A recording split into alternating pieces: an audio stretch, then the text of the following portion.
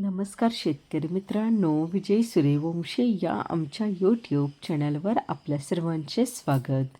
आज आपण कृषी उत्पन्न बाजार समिती पिंपळगाव बसवंत येथील कांदा बाजारभाव पाहणार आहोत. असेच रोजचे कांदा बाजारभाव पाहण्यासाठी आमच्या चॅनलला सबस्क्राईब करून सपोर्ट करा. पिंपळगाव बसवंत येथे उन्हाळी कांद्याची आवक 18,700 क्विंटलची झाली होती.